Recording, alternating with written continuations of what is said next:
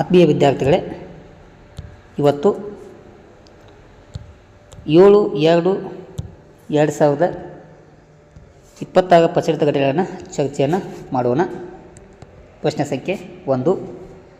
17ನೆಯ ಬೆಂಗಳೂರು ಅಂತಾರಾಷ್ಟ್ರೀಯ ಚಲನಚಿತ್ರೋತ್ಸವದ ಜೀವಮಾನ ಶ್ರೇಷ್ಠ ಸಾಧನೆ ಪ್ರಶಸ್ತಿಯನ್ನು ಪಡೆದುಕೊಂಡಂಥ ವ್ಯಕ್ತಿ ಹಂಸಲೇಖ.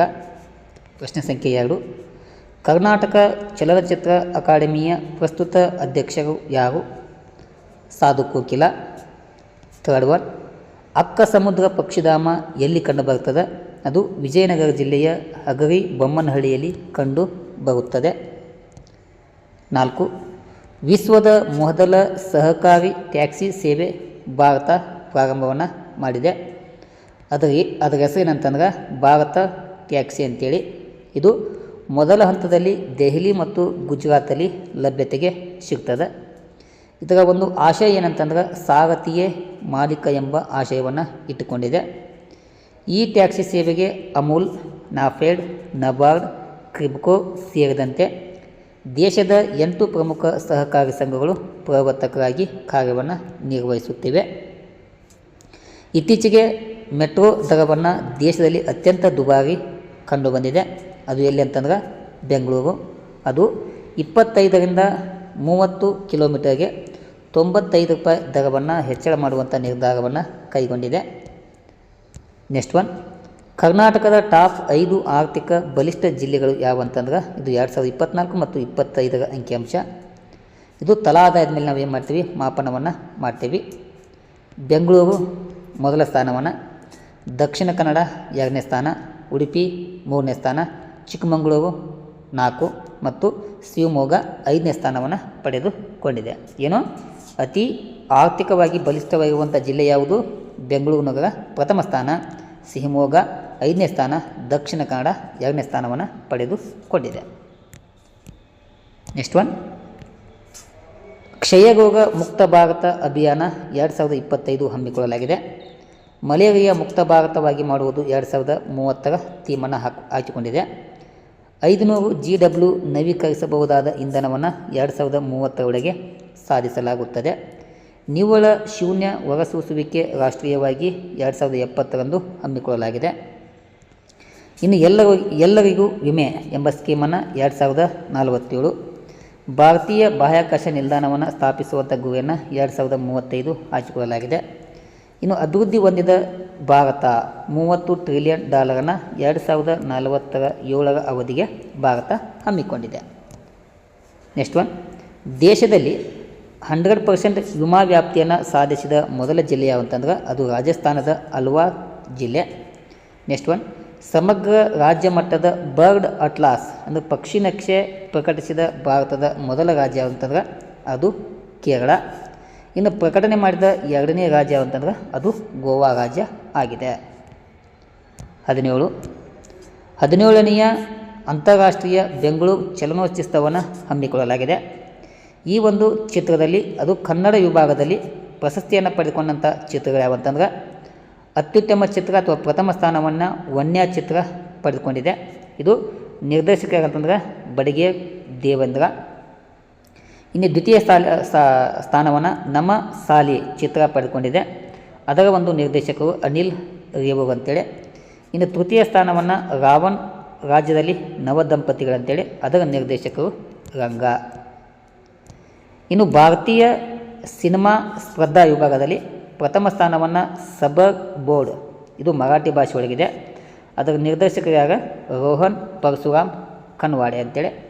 ಇನ್ನು ದ್ವಿತೀಯ ಸ್ಥಾನವನ್ನು ಮೋಹಮ್ ಚಿತ್ತ ಪಡೆದುಕೊಂಡಿದೆ, ಅದು ಮಲಯಾಳಿಯಂ ಭಾಷೆ, ಅದರ ನಿರ್ದೇಶಕರು ಯಾರು? ಫಜೀರ್ ರಜಾಕ್ ಅಂತೇಳಿ.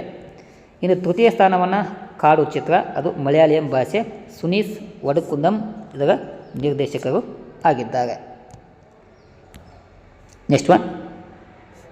ಪೆಸಿಫಿಕ್ ಪ್ರಶಸ್ತಿ ಗೊಂದಲ ಸಿನಿಮಾಗೆ, ಅದು ಮರಾಠಿ ಚಿತ್ರಕ್ಕೆ ಒಲೆಯಿತು. ಇನ್ನು ತೀರ್ಪುಗಾರರ ವಿಶೇಷ ಮೆಚ್ಚುಗೆ ಚಿತ್ರ ಯಾವಂತಂದ್ರೆ ದಿ ರಿಪಬ್ಲಿಕ್ ಆಫ್ ಪಿಪೋಲಿಪಿನಾಸ್ ಚಿತ್ರ ಅಂತೇಳಿ, ಅದು ಫಿಲಿಪೈನ್ ದೇಶದ್ದು. ಇನ್ನು ಏಷಿಯನ್ ಸಿನಿಮಾ ವಿಭಾಗದಲ್ಲಿ ಅತ್ಯುತ್ತಮ ಚಿತ್ರ ಲಾಸ್ಟ್ ಆ್ಯಂಡ್ ಹರಾ ವತನ್ ಅಂತೇಳಿ, ಇದು ಜಪಾನ್ ದೇಶದ್ದು. ಇನ್ನು ದ್ವಿತೀಯ ಸ್ಥಾನ ಸೇಫ್ ಆಫ್ ಮಿಮೋ ಅಂತೇಳಿ ನೇಪಾಳಿ ದೇಶದ್ದು. ಇನ್ನು ತೃತೀಯ ಸ್ಥಾನವನ್ನು ದಿ ಡಿಫೆಸ್ಟ್ ಸ್ಪೇಸ್ ಇನ್ ಅಸ್ ಅಂತೇಳಿ ಇದು ಜಪಾನ್ ದೇಶದ ಚಿತ್ರ ಆಗಿದೆ. ನೆಕ್ಸ್ಟ್ ಒನ್ 17 ವಿಶ್ವಸಂಸ್ಥೆಯ ಬಜೆಟನ್ನು ದೇಣಿಗೆಯನ್ನು ಮಾಡಿದೆ. ಇಲ್ಲಿ ನೋಡಿರಿ, ಭಾರತವು 2026 ವೇಳೆಗೆ ವಿಶ್ವಸಂಸ್ಥೆಯ ಸಾಮಾನ್ಯ ಬಜೆಟ್ ಅಂದಾಜು ಮೊತ್ತವಾದ $35.18 ಮಿಲಿಯನ್ ಸಮಯಕ್ಕೆ ಸರಿಯಾಗಿ ಪಾವತಿಸುವ ಮೂಲಕ ಗೌರವ ಪಟ್ಟಿಗೆ ಭಾರತ ಸೇರ್ಪಡೆ ಆಗಿದೆ. 18 ಡ್ರೋನ್ ವಿರೋಧಿ ವ್ಯವಸ್ಥೆಯನ್ನು ಆಂಟಿ ಡ್ರೋನ್ ವ್ಯವಸ್ಥೆಯನ್ನು ಅಳವಡಿಸಿದ ಭಾರತದ ಮೊದಲ ಬಂದರು ಯಾವಂತಂದ್ರೆ ಅದು ತಮಿಳುನಾಡಿನ ವಿ.ಒ. ಚಿದಂಬರನಾರ್ ಬಂದರು ಅಂತೇಳಿ. 19 $1 ಟ್ರಿಲಿಯನ್ ಮಾರುಕಟ್ಟೆ ಬಂಡವಾಳವನ್ನು ಸಾಧಿಸಿದ ವಿಶ್ವದ ಮೊದಲ ಚಿಲ್ಲರೆ ವ್ಯಾಪಾರ ಕಂಪನಿ ಯಾವುದು? ಅದು ವಾಲ್ಮಾರ್ಟ್ ಅಂತೇಳಿ. 20 ಪ್ರಸ್ತುತ ಭಾರತದಲ್ಲಿ 164 ವಂದೇ ಭಾರತ್ ರೈಲುಗಳು ಕಾರ್ಯವನ್ನು ನಿರ್ವಹಿಸುತ್ತಿವೆ. 21 ಭಾರತದ ಮೊದಲ ಖಾಸಗಿ ಹೆಲಿಕಾಪ್ಟರ್ ಫೈನಲ್ ಅಸೆಂಬ್ಲಿ ಲೈನ್ ಎಲ್ಲಿ ಸ್ಥಾಪಿಸಲಾಗುತ್ತಿದೆ? ಅದು ಕರ್ನಾಟಕದಲ್ಲಿ ಸ್ಥಾಪನೆಯನ್ನು ಮಾಡಲಾಗ್ತದೆ. 22 ಕರ್ನಾಟಕ ಮತ್ತು ಗುಜರಾತ್ ನಂತರ ಬಾಹ್ಯಾಕಾಶ ಕೈಗಾರಿಕಾ ನೀತಿಯನ್ನು ಅನುಮೋದಿಸಿದ ಮೂರನೆಯ ರಾಜ್ಯ ಯಾವಂತಂದ್ರೆ ಅದು ತಮಿಳುನಾಡು. 23 ಭಾರತದ ಕಡಲ ವಲಯದಲ್ಲಿ ಲಿಂಗ ಅಸಮಾನತೆಯನ್ನು ಉತ್ತೇಜಿಸಲು ಸರ್ಕಾರ ಪ್ರಾರಂಭಿಸಿದ ಉಪಕ್ರಮದ ಹೆಸರೇನು? ಸಾಗರ್ ಮೇ ಸನ್ಮಾನ್ ಅಂತೇಳಿ. 23 ಪುಟ್ಟಶ್ರೀ ಸನ್ಮಾನ್ ಪ್ರಶಸ್ತಿ 2026 ಪಡ್ಕೊಂಡಂಥ ವ್ಯಕ್ತಿ ಯಾರಂತಂದ್ರೆ ವಾಗೇಶ್ ಭಟ್ ಮತ್ತು ಪ್ರಭುರಾವ್ ಸೋನ್ ಅಂತೇಳಿ. 24 ಧುಬ್ರಿ ಸೌರ ವಿದ್ಯುತ್ ಯೋಜನೆಯನ್ನು ಆಸಾಂ ರಾಜ್ಯ ಹಮ್ಮಿಕೊಂಡಿದೆ. ಇಲ್ಲಿ ಆಸಾಂನ ಧುಬ್ರಿ ಜಿಲ್ಲೆಯ ಕುಂಡಿಗ್ರಾಮ್ ಗ್ರಾಮದಲ್ಲಿ 330 ಎಕರೆ ಗುತ್ತಿಗೆ ಜಮೀನನ್ನು ಪಡೆದುಕೊಂಡು ಈ ಒಂದು ಯೋಜನೆಯನ್ನು ಪ್ರಾರಂಭವನ್ನು ಮಾಡಲಾಗ್ತಾ ಇದೆ. ಇದರ ಒಂದು ವೆಚ್ಚ $367.44 ಕೋಟಿ. ಇದು 70 ಮೆಗಾವ್ಯಾಟ್ ವಿದ್ಯುತ್ತನ್ನು ಉತ್ಪಾದಿಸುವಂಥ ಯೋಜನೆ ಆಗಿದೆ. ನೆಕ್ಸ್ಟ್ ಒನ್ ಭಾರತ 6ನೇ ಬಾರಿ ಕಿರಿಯರ ವಿಶ್ವಕಪ್ಪನ್ನು ಅಂಡರ್-19 ವಿಶ್ವಕಪ್ಪನ್ನು ಕ್ರಿಕೆಟಲ್ಲಿ ಪಡೆದುಕೊಂಡಿದೆ. ರನ್ನರ್ ಅಪ್ ಆಗಿ ಇಂಗ್ಲೆಂಡ್ ತಂಡ ಪಡೆದುಕೊಂಡಿದೆ. ಈ ಒಂದು ಟೂರ್ನಮೆಂಟ್ನಲ್ಲಿ ಪಂದ್ಯ ಶ್ರೇಷ್ಠ ಮತ್ತು ಸರಣಿ ಶ್ರೇಷ್ಠ ಪ್ರಶಸ್ತಿಯನ್ನು ಪಡೆದುಕೊಂಡಂಥ ವ್ಯಕ್ತಿ ವೈಭವ್ ಸೂರ್ಯವಂಶಿ. ಇನ್ನು ಈ ಒಂದು ಆವೃತ್ತಿಯಲ್ಲಿ ಗರಿಷ್ಠ ರನ್ನನ್ನು ಪಡೆದಂಥ ವ್ಯಕ್ತಿ ಯಾರಂದ್ರೆ ಬೇನ್ ಮೇಸ್ ಅಂತೇಳಿ 444 ರನ್ ಮತ್ತು ಗರಿಷ್ಠ ವಿಕೆಟನ್ನು ಪಡೆದುಕೊಂಡಂಥ ವ್ಯಕ್ತಿ ಮನ್ನಿ ಲಮ್ ಸ್ನೇಡ್ ಅಂತೇಳಿ. ಇನ್ನು ಅತಿ ಹೆಚ್ಚು ಸಿಕ್ಸನ್ನು ಬಾರಿಸಿದಂಥ ವ್ಯಕ್ತಿ ವೈಭವ್ ಸೂರ್ಯವಂಶಿ 30 ಸಿಕ್ಸು. ಕಿರಿಯ ವಿಶ್ವಕಪ್ನಲ್ಲಿ ಆವೃತ್ತಿ ಒಂದರಲ್ಲಿ ಸರ್ವಾಧಿಕ ಸಿಕ್ಸರ್ ಬಾರಿಸಿದ ಆಟಗಾರನಾಗಿ ಇವರು ಆಯ್ಕೆ ಆಗಿದ್ದಾರೆ. ಡೆವಾಲ್ಡ್ ಬ್ರೇವಿಸ್ ಅವರು 2022 ಆವೃತ್ತಿಯಲ್ಲಿ 18 ಸಿಕ್ಸ್ ಬಾರಿಸಿದ್ದು ಹಿಂದಿನ ಗರಿಷ್ಠ ಸಿಕ್ಸು ಆಗಿದ್ದವು. ನೆಕ್ಸ್ಟ್ ಒನ್ 19ರ ವಯೋಮಿತಿ ವಿಶ್ವಕಪ್ನಲ್ಲಿ ಶತಕ ಸಿಡಿಸಿದ ಅತಿ ಕಿರಿಯ ಬ್ಯಾಟರ್ ಯಾರಂತಂದ್ರೆ ಅದು ವೈಭವ್ ಸೂರ್ಯವಂಶಿ. 2010ರಲ್ಲಿ ಪಾಕಿಸ್ತಾನದ ಬಾಬರ್ ಅಜಮ್ ಏನು ಮಾಡಿದ್ರು 15 ವರ್ಷ 92 ದಿನದಾಗ ಈ ದಾಖಲೆಯನ್ನು ಇತ್ತು. ಈಗ ಆ ದಾಖಲೆಯನ್ನು ಏನು ಮಾಡ್ತಾರೆ ವೈಭವ್ ಸೂರ್ಯವಂಶಿ ಮುಗಿಯುವಂಥ ಕೆಲಸವನ್ನು ಮಾಡ್ತಾರೆ. ಇನ್ನು ವಿಶ್ವಕಪ್ಪದಲ್ಲಿ ಅಂಡರ್-19 ವಿಶ್ವಕಪ್ಪದಲ್ಲಿ 2ನೇ ವೇಗದ ಶತಕ ಅಂದ್ರೆ ಅದು 55 ಎಸೆತದಲ್ಲಿ ಅದು ವೈಭವ್ ಸೂರ್ಯವಂಶಿ. ಇನ್ನು ಕಡಿಮೆ ಶತಕ ಅಂತಂದ್ರೆ ಆಸ್ಟ್ರೇಲಿಯಾದ ವಿಲ್ ಮುಲಾಜುಕ್ ಅಂತೇಳಿ 51 ಎಸೆತವನ್ನು ಪಡೆದುಕೊಂಡು ಶತಕವನ್ನು ಬಾರಿಸಿದ್ವು. ಇನ್ನು ಫೈನಲ್ ಪಂದ್ಯದಲ್ಲಿ ವೈಭವ್ ಸೂರ್ಯವಂಶಿ 175 ರನ್ನನ್ನು ಬಾರಿಸ್ತಾರೆ. 80 ಎಸೆತ, 15 ಸಿಕ್ಸ್ ಮತ್ತು 15 ಬೌಂಡ್ರಿಯನ್ನು ಬಾರಿಸುತ್ತಾರೆ. ಇನ್ನು ಭಾರತ ತಂಡ ಅಂಡರ್-19 ವಿಶ್ವಕಪ್ಪಲ್ಲಿ ಹಿಂದೆ ಗೆದ್ದಂಥ ಅವಧಿಗಳಂತಂದ್ರೆ 2000ರಲ್ಲಿ 1ನೇ ಪ್ರಶಸ್ತಿ, 2008 2, 2012 3, 2018 4, 22 5 ಮತ್ತು ಈಗ ಗೆದ್ದಿರುವಂಥ ಪ್ರಶಸ್ತಿ 6ನೇಯ ಪ್ರಶಸ್ತಿ ಆಗಿದೆ. 26 ಪರಮಾಣು ಬಾಂಬ್ ಹೊತ್ತೊಯ್ಯಬಲ್ಲ ಕ್ಷಿಪಣಿ ಅಗ್ನಿ-3 ಎಂಬ ಕ್ಷಿಪಣಿ ಪರೀಕ್ಷೆಯನ್ನು ಯಶಸ್ವಿ ಮಾಡಲಾಗಿದೆ. ಇದು ಸುಮಾರು 3000ರಿಂದ 3005 ಕಿಲೋಮೀಟರ್ ದೂರ ವ್ಯಾಪ್ತಿಯನ್ನು ಸಾಮರ್ಥ್ಯವನ್ನು ಹೊಂದಿರುವಂಥ ಕ್ಷಿಪಣಿ ಆಗಿದೆ. ವಿದ್ಯಾರ್ಥಿಗಳೇ 8/2/2024ಕ್ಕೆ ಸಂಬಂಧಪಟ್ಟಂಥ ಪ್ರಶ್ನೆಗಳನ್ನು ಚರ್ಚೆ ಮಾಡೋಣ. 1 ವಿಶ್ವ ವಿವಾಹ ದಿನವನ್ನು ಫೆಬ್ರವರಿ 8ರಂದು ಆಚರಣೆಯನ್ನು ಮಾಡ್ತೇವೆ. 2 ಯಾವ ರಾಜ್ಯ ಸರ್ಕಾರ ನೋಡಿ ಬಂಧನ್ ಯೋಜನೆಯನ್ನು ಪ್ರಾರಂಭವನ್ನು ಮಾಡಿದೆ? ಪಶ್ಚಿಮ ಬಂಗಾಳ. ಥರ್ಡ್ ಒನ್, ಲಾಡ್ಲಿ ಬೇಹಾನ್ ಯೋಜನೆಯನ್ನು ಯಾವ ರಾಜ್ಯಕ್ಕೆ ಸಂಬಂಧಿಸಿದೆ?